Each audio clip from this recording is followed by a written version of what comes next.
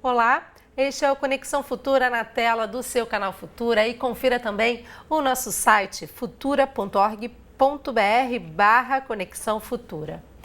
Você já ouviu falar em leishmaniose? A doença é causada por um protozoário transmitido pelo mosquito palha que vive em lugares com decomposição de matéria orgânica. Durante muito tempo, ela foi restrita a áreas de floresta, mas com o crescente desmatamento, a doença se espalhou para zonas rurais de mata aberta e até mesmo para zonas urbanas. Os cachorros vêm se tornando amplificadores da doença. Eles são picados pelo mosquito transmissor e depois por outro mosquito palha que transmite a leishmaniose para os seres humanos. Apesar de haver uma lei no Brasil que determina a eutanásia de animais infectados, essa medida extrema pode não ser necessária, já que é possível evitar a retransmissão do protozoário. Então, para entender melhor como prevenir a doença sem precisar sacrificar os cães contaminados, eu converso agora com o veterinário Sebastião José Carvalho Júnior. Boa tarde, Sebastião. Bem-vindo ao Conexão Futura. Tudo bem? Boa tarde a todos.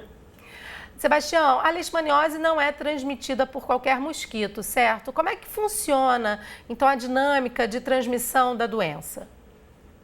Bem, a doença é transmitida pelo mosquito flebótomo. Esse mosquito ele vive em locais úmidos, sombreados, protegidos do vento e com solo rico em matéria orgânica. E esse mosquito ele pode voar na altura de 50 centímetros de altura. Ele pica os animais geralmente na região do focinho e pontas de orelha. Quer dizer, então os cachorros são os animais que têm aí sido os maiores transmissores dessas doenças para nós seres humanos, ou outros animais como gatos também podem transmitir?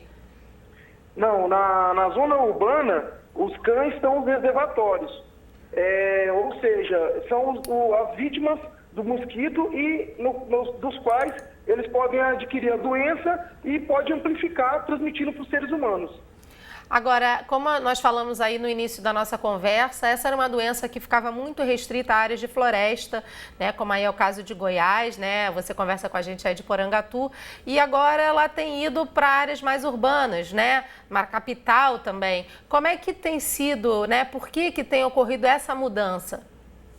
Então, devido à quebra do ciclo de reprodução do mosquito, que ele ficava mais em raposas, roedores, agora o mosquito tem que se adaptar com o desmatamento. Ele utiliza um dos vetores, que é os cães, aliás, um dos hospedeiros, que é o cão, para poder se reproduzir. Então, ele foi se adequando à zona urbana.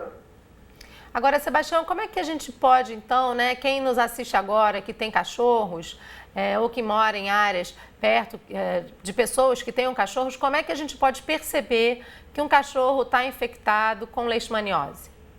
Bem, os sintomas da leishmaniose, o animal tem queda de pelo, descamação da pele, desânimo, olhar triste, os olhos remelentos, as unhas dele crescem, emagrecimento progressivo.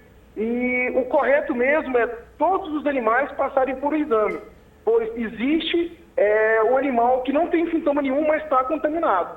Agora, só numa consulta clínica mesmo, indo a um veterinário, ou é preciso passar por exames de sangue, né, outros exames laboratoriais? Ou só na consulta a gente já consegue identificar? Não, o animal tem que passar por exames laboratoriais. Ele faz um exame de triagem com um teste rápido. Dando positivo, ele passa para os exames seguintes, que irão saber realmente se o animal está ou não contaminado.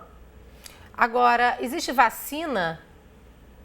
Existe vacina para prevenção da leishmaniose. A partir de 4 meses de idade, essa vacina pode ser feita nos animais. São 3 doses.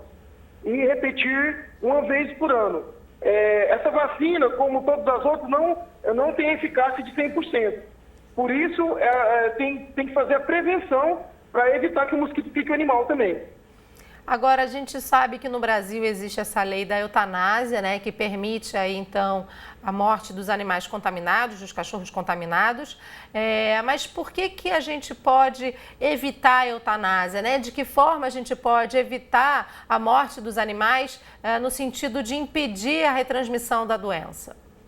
Então, uma das formas de você evitar que o seu animal se contamine e que ele possa ser positivo e posteriormente feita a eutanásia, você deve utilizar coleiras com deltametrina 4%, que evita que o seu animal seja picado pelo mosquito.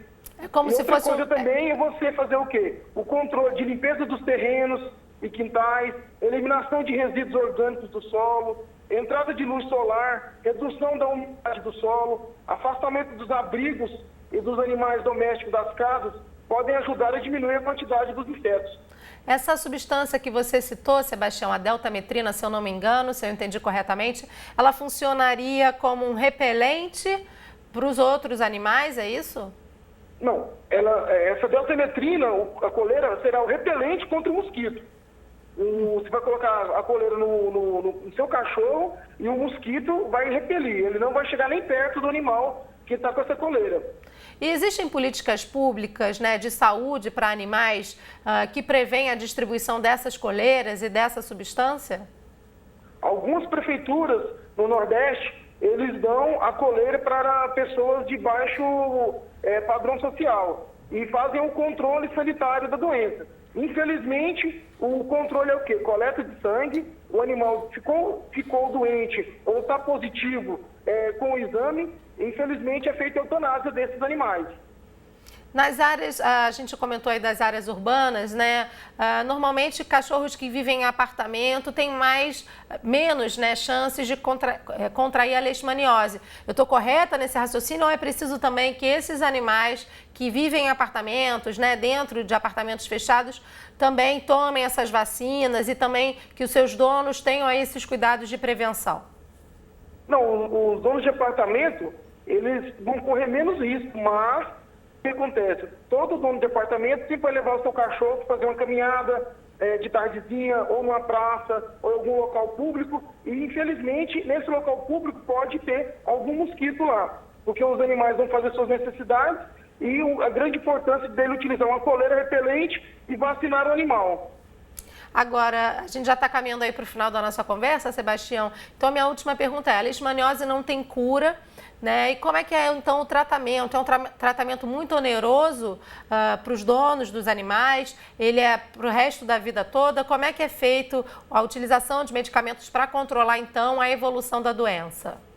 Então, no Brasil, é proibido o veterinário tratar. O que acontece? Em alguns países da Europa, o tratamento existe medicamentos liberados para esse tratamento. De acordo com a portaria interministerial 1426/2008, o veterinário não pode tratar um animal. Mas o que acontece? Na Europa, os animais são tratados e os animais vivem o resto da sua vida com a doença mais controlada. Infelizmente, no Brasil, por essa lei, é proibido o tratamento. Recentemente, em Fortaleza, 2 veterinárias foram suspensas por tratar animais. Era exatamente sobre isso que eu ia falar. A gente tem casos aí, a gente tem até uma reportagem na tela que você inclusive indicou para a gente, do jornal Tribuna do Ceará, .uol.com.br, que fala aí sobre uma veterinária que foi proibida, né, e foi presa por tratar um cachorro com leishmaniose. Por que existe essa lei, né? Por que no Brasil é proibido? E se há também uma mobilização de vocês, veterinários, para que esse tratamento seja liberado? Então, um cachorro com leishmaniose hoje é uma doença crônica. Isso seria um cliente para o veterinário o resto de sua vida. Mas o problema no Brasil é com relação aos métodos de prevenção. O que acontece? Se não conseguimos nem controlar a dengue, que é uma doença por mosquito também, e transmite o ser humano, porque a dengue, todo mundo sabe que todo ano tem enchente ou tem chuvas que vão promover a proliferação da dengue. E no Brasil, o que falta? Educação de prevenção da população. Por isso que essa lei teme que muitos donos de cães não consigam fazer o tratamento para o resto da vida. Mas tudo isso deve ser discutido e deve ser visto por todos e pelo Centro de Controle de Zoonose de cada região para prevenção e não para só a eliminação dos cães doentes.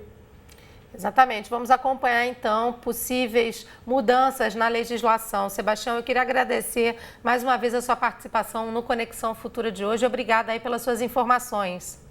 Obrigado por vocês terem entrado em contato comigo e tomara que algum dia essa lei seja revogada ou seja anulada. Com certeza. Vamos aguardar então. Obrigada, Sebastião. Uma boa tarde. Boa tarde. Bom, se você quiser mais informações sobre a leishmaniose, entre no site do Ministério da Saúde, está aí na sua tela, portalsaude.saude.gov.br. A gente está com uma página aberta aqui exatamente sobre a leishmaniose visceral. Você pode ter mais informações aí sobre a doença e sobre a nossa entrevista agora com o Sebastião José Carvalho, veterinário lá de Porangatu, Goiás. Bom, na próxima entrada do Conexão Futura, vamos falar sobre os 2 anos do Plano Nacional de Educação. O que avançou desde que o plano foi implementado e qual a importância da cobertura jornalística em educação para o desenvolvimento das metas estabelecidas. Você, claro, não pode perder essa discussão. Eu espero você daqui a pouco, quando voltarmos com mais Conexão Futura. Até já!